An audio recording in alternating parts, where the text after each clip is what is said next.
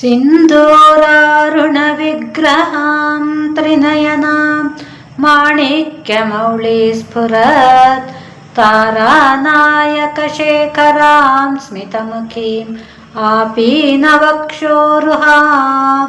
ಪಾಣಿಭ್ಯಾಮಲಿಪೂರ್ಣರತ್ನಚಷಕಂ ರಕ್ತೋತ್ಪಲಂ ಬಿಭ್ರತೀಂ ಸೌಮ್ಯಾಂ ರತ್ನಘಟಸ್ಥರಕ್ತಚರಣಾಂ ಧ್ಯಾಯೇತ್ ಪರಾಮಂಬಿಕಾಂ.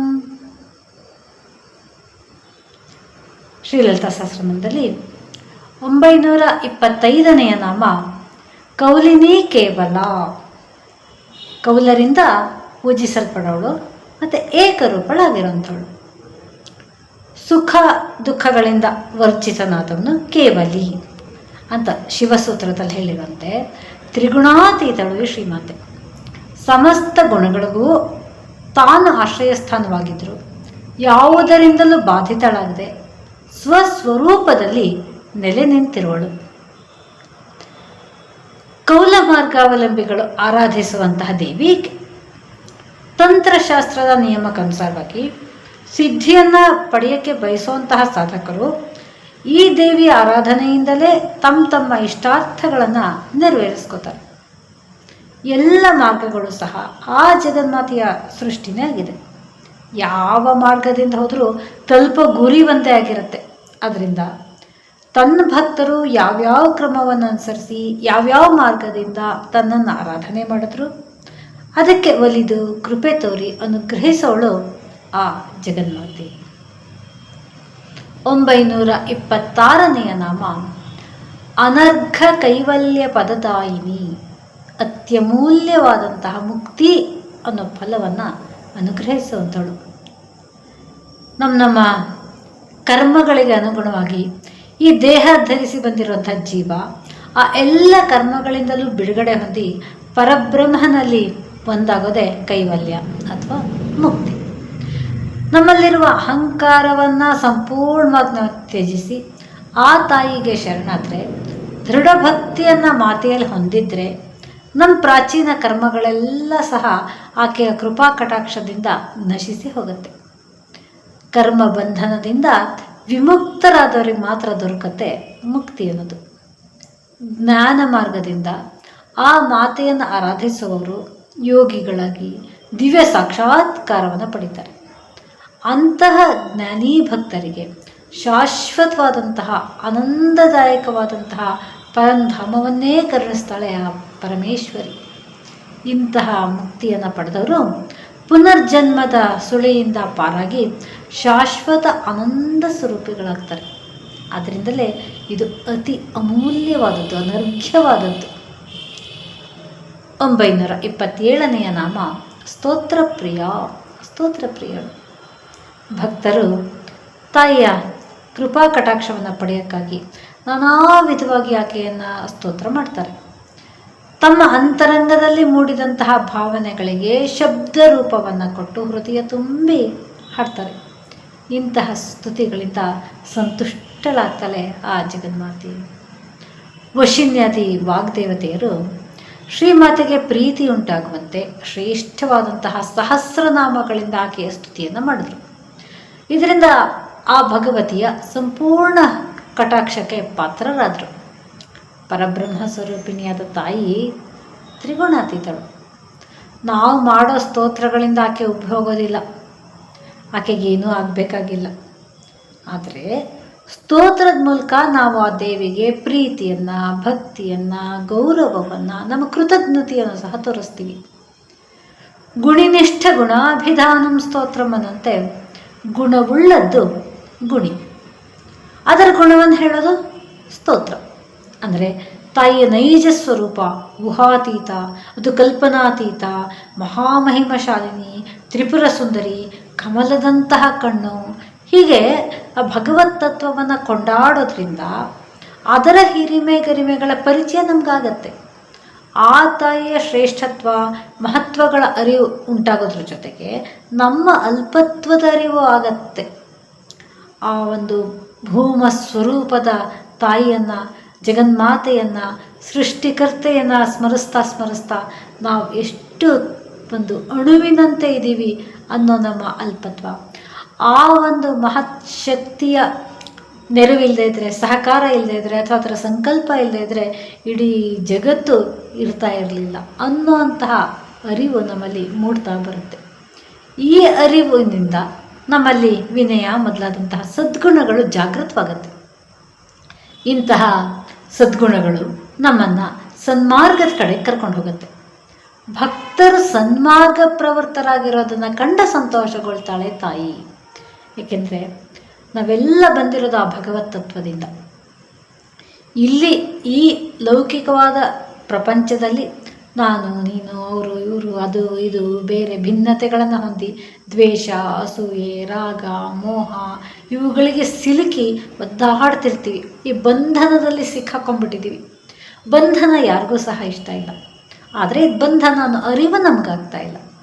ಆದರೆ ಮಾತಿಗೆ ಗೊತ್ತಿದೆ ಪರತತ್ವದ ಸ್ವರೂಪ ಅಂದ್ರೇನು, ನಿಶ್ಚಿಂತವಾದಂತಹ ಆನಂದ, ಆನಂದ ಮಾತ್ರ, ದುಃಖವೇ ಇಲ್ಲದಂತಹ ಆನಂದ, ಆತ್ಯಂತಿಕ ದುಃಖ ನಿವೃತ್ತಿ.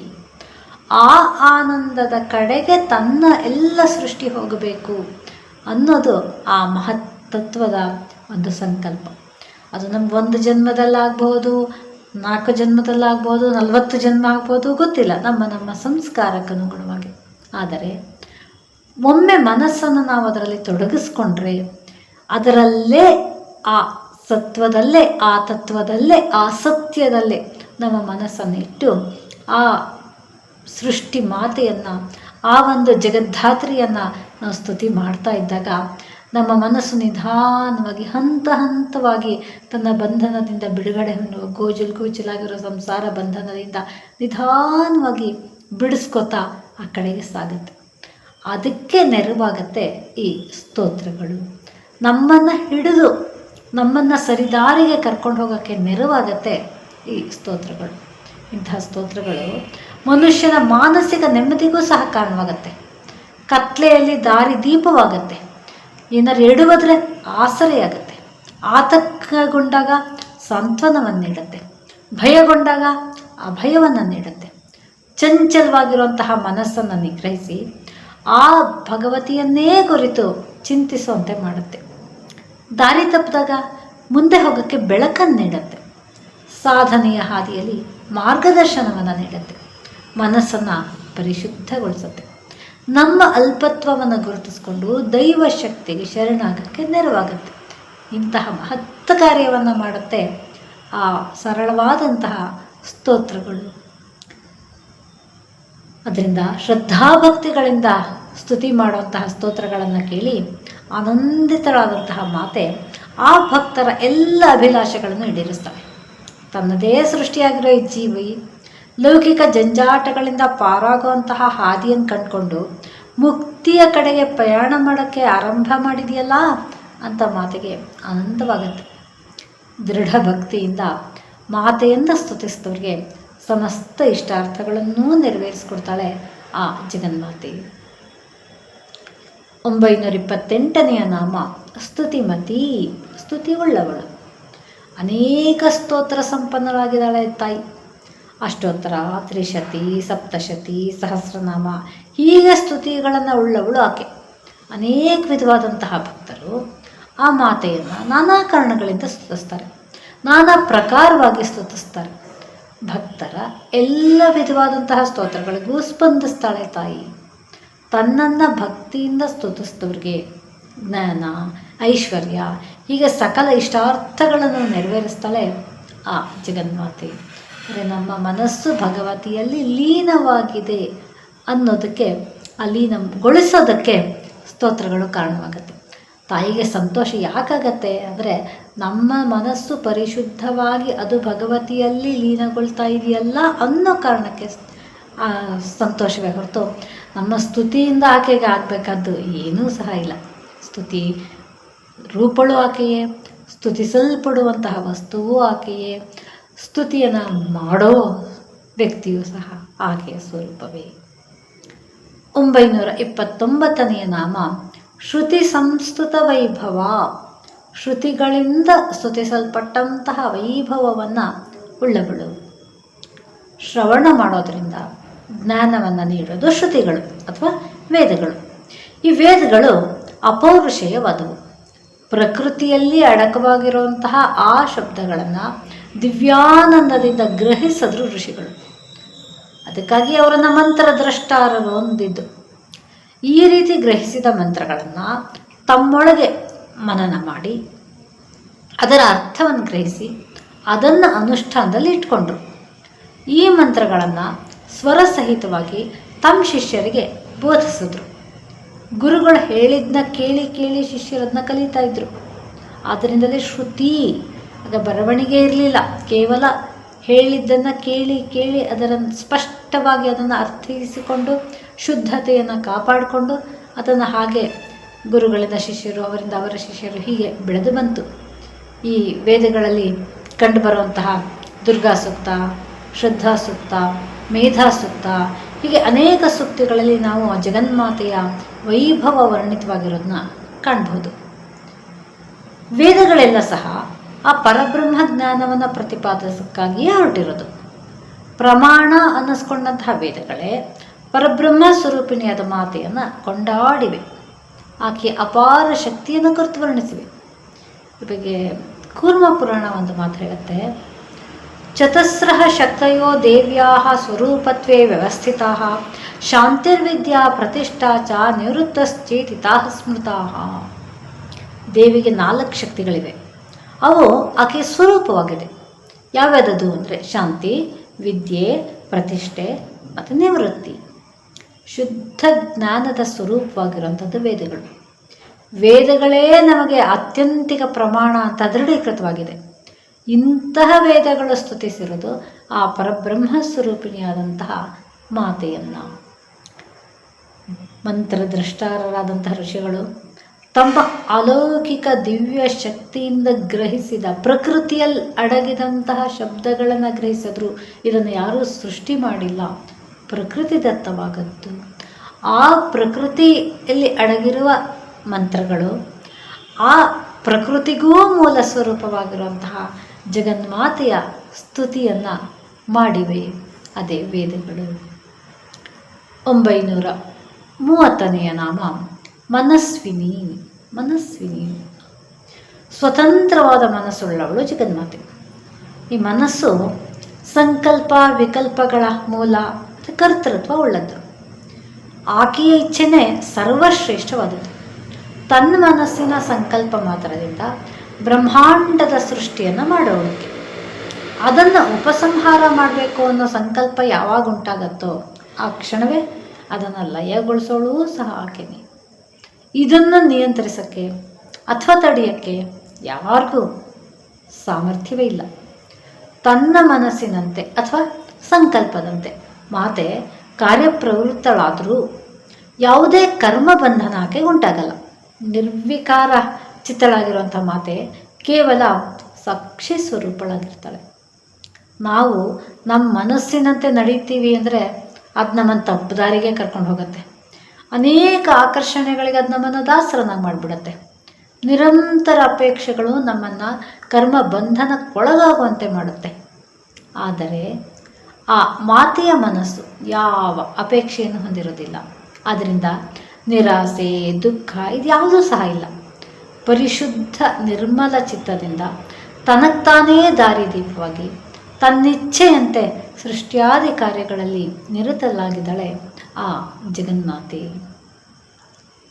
931ನೆಯ ನಾಮ ಮಾನವತಿ. ಮಾನವತಿ, ಮಾನಶ್ಚಿತ್ತ ಸಮನ್ನತಿ ಅನ್ನಂತೆ ಚಿತ್ತದ ಔನ್ನತ್ಯವೇ ಮಾನ. ಅಪಾರವಾದಂತಹ ಶಕ್ತಿ ಸಾಮರ್ಥ್ಯವನ್ನು ಹೊಂದಿರುವಂತಹ ದೇವಿ ಅಭಿಮಾನಶಾಲಿನಿಯೂ ಆಗಿದ್ದಾಳೆ. ದೃಢವಾದ ಚಿತ್ತವನ್ನು ಹೊಂದಿರೋಳು.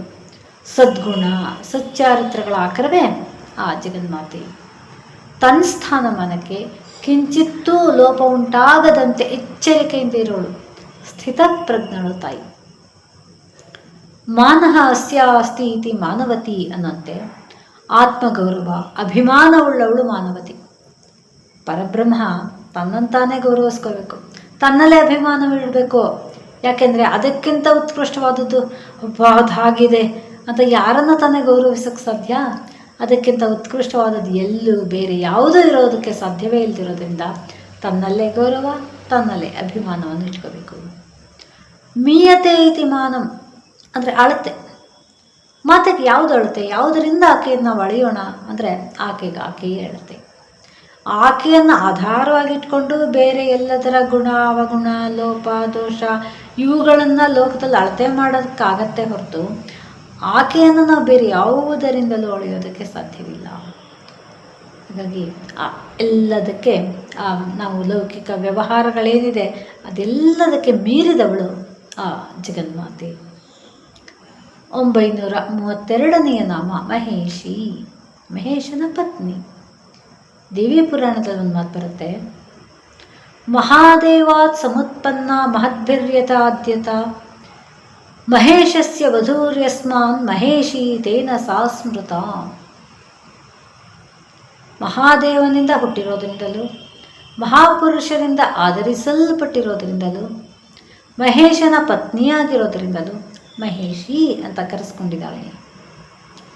ಮಹತ್ ಮೊದಲಾದಂತಹ ಸಕಲ ತತ್ವಗಳಿಗೂ ಈಶ್ವರಿ ಅಂದರೆ ಒಡತಿ ಆಗಿರೋಳಕ್ಕೆ. ಸಮಸ್ತ ತತ್ವಗಳು ಹೊರಹೊಮ್ಮಿರೋದೇ ಮಾತೆಯಿಂದ. ಸಕಲವೂ ಈಕೆಯ ಅಧೀನವೇ ಆಗಿದೆ. ಮಹಾತ್ಮರಿಂದಲೂ ಆರಾಧಿಸಲ್ಪಡೋಳು ತಾಯಿ. ಋಷಿಗಳು, ಯೋಗಿಗಳು, ಸಾಧಕರು, ಜ್ಞಾನಿಗಳು ಯಾವ ಒಂದು ಮಹತ್ತಮ ಸತ್ಯವನ್ನು ತಿಳ್ಕೋಬೇಕು ಅಂತ, ಅದನ್ನು ಸಾಕ್ಷಾತ್ಕಾರ ಮಾಡ್ಕೋಬೇಕು ಅಂತ ನಿರಂತರವಾಗಿ ಪ್ರಯತ್ನಿಸಿದ್ರು ಅಂತಹ ಸತ್ಯ ಸ್ವರೂಪಿಣಿಯೇ ಆ ಜಗನ್ಮಾತೆ. ಆ ಒಂದು ಸತ್ಯವನ್ನು ತಿಳಿಯೋದಕ್ಕಾಗಿಯೇ, ಆ ಒಂದು ತತ್ವದ ಅರಿವನ್ನು ಪಡೆಯೋದಕ್ಕಾಗಿಯೇ ಜ್ಞಾನಿಗಳು, ಯೋಗಿಗಳು ನಿರಂತರ ಪ್ರಯತ್ನವನ್ನು ಪಡ್ತಾರೆ. ತಮ್ಮ ಸಮಸ್ತ ಜೀವನವನ್ನೇ ಅದಕ್ಕೆ ಮುಡುಪಾಗಿಡ್ತಾರೆ. ಆ ತತ್ವದ ಕಡೆಗೆ ಹೋಗುವುದೇ ನಮ್ಮ ನಿಜವಾದ ಪಯಣ. ಅದರ ಕಡೆಗೆ ನಮ್ಮ ಗಮನ ಪ್ರಾರಂಭವಾಯಿತು ಅಂದರೆ ಮುಂದೆ ನಮ್ಮನ್ನು ಕೈ ಹಿಡಿದು ಕರ್ಕೊಂಡು ಹೋಗ್ತಾಳೆ ಆ ಜಗನ್ಮಾತೆ. ಆದರೆ ಆ ಪಯಣದಲ್ಲಿ ನಮ್ಮ ಮನಸ್ಸು ದೃಢವಾಗಿರಬೇಕು, ಚಿತ್ತ ಚಾಂಚಲ್ಯವನ್ನು ಹೊಂದಬಾರದು. ಆ ಮಹತ್ತತ್ವದ ಕಡೆಗೆ ಸಾಗುವುದೇ ಮನುಷ್ಯನಾಗಿ ಹುಟ್ಟಿದಂತಹ ನಮ್ಮ ಜನ್ಮ ಸಾರ್ಥಕ್ಯದ ಕ್ಷಣ ಅದು. ಅಂತಹ ಮಹತ್ತತ್ವ ಸ್ವರೂಪಿಣಿ ಜಗನ್ಮಾತೆ, ಸಕಲ ಜಗತ್ತಿಗೂ ಒಡತಿಯಾಗಿರೋಳು ಆ ತಾಯಿ. 933ನೆಯ ನಾಮ ಮಂಗಲಾಕೃತಿ, ಮಂಗಳವಾದಂತಹ ಆಕೃತಿಯನ್ನು ಹೊಂದಿರೋಳು. ತಾಯಿಯ ಬಳಿ ಭಕ್ತಿಯಿಂದ ಹೋದವ್ರಿಗೆಲ್ಲ ಅವರವರ ಇಷ್ಟಾರ್ಥಗಳು ನೆರವೇರಿ ಆನಂದ ಲಭ್ಯವಾಗುತ್ತೆ.